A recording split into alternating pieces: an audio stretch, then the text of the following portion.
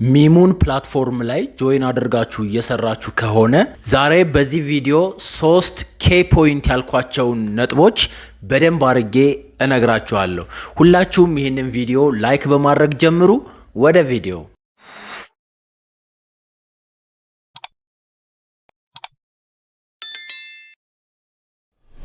በመጀመሪያ ከዚህ ሚሙን ፕላትፎርም ላይ ጆይን ስታደርጉ ማወቅ ያለባችሁ ነገር በደንብ ጠንክራችሁና በደንብ ተግታችሁ ከሰራችሁ ትልቅ የሆነ ኦፖርቹኒቲ ይዞ የመጣ ፕላትፎርም ነው። አሁን በቅርቡ እንደመጀመሩ በጣም ብዙ የሚባሉ ኢትዮጵያውያኖች ጆይን አድርገው እየሰሩበት ይገኛሉ።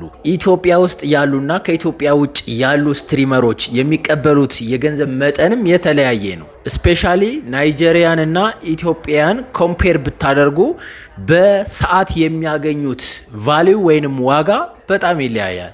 ይሄ የሆነበት ዋና ምክንያት ምንድነው?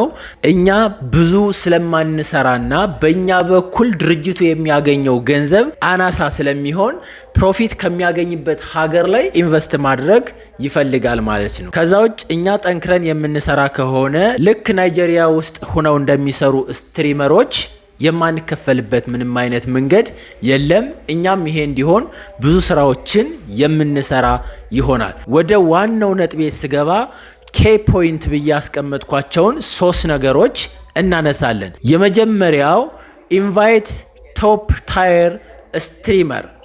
ይሄ ማለት እናንተ ኢንቫይት ባደረጋችሁና ብዙ ስትሪመሮችን ባመጣችሁ ቁጥር የምታገኙት ገንዘብ አብሮ ይጨምራል።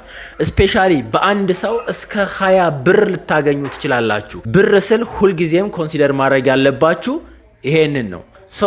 በእያንዳንዱ ስትሪመር ልክ እስከ 20 የሚደርስ ብር ማግኘት ማለት ቀላል አይደለም። ይሄንን 20 ብር ወደ ኢትዮጵያ ብር ብትመቱት ምን ያክል ቫልዩ እንዳለው መረዳት ትችላላችሁ። ስለዚህ ስትሪመሮችን በደንብ አድርጋችሁ ካች ለማድረግ ለማምጣት የተለያዩ ሜካኒዝሞችን ተጠቀሙ። ማስታወቂያ ስሩ። ቴሌግራም ላይ፣ ቲክቶክ ላይ፣ ዩቲዩብ ላይ የተለያዩ ነገሮችን አድርጉ።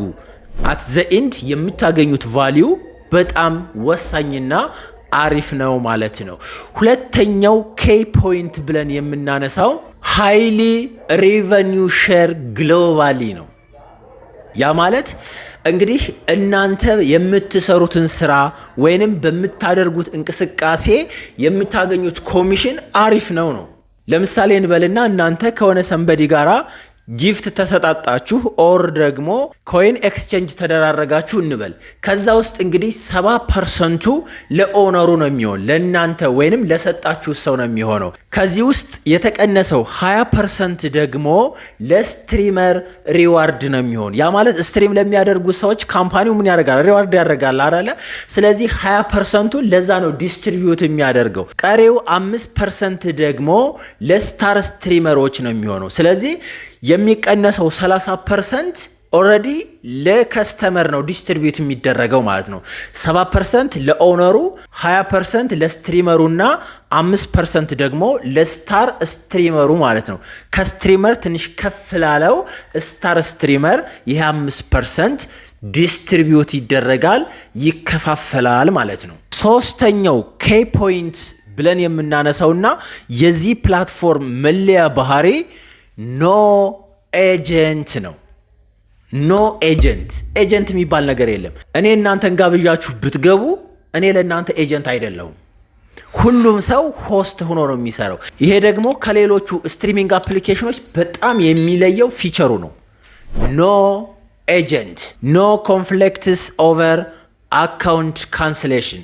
አካውንታችን ይዘጋል፣ እንደዚህ ይሆናል፣ ዋርኒንግ ይመጣል ምናምን የሚባል ነገር የለም። ይሄም ካራክተር የሚሙን ፓርቲ ካራክተር ነው።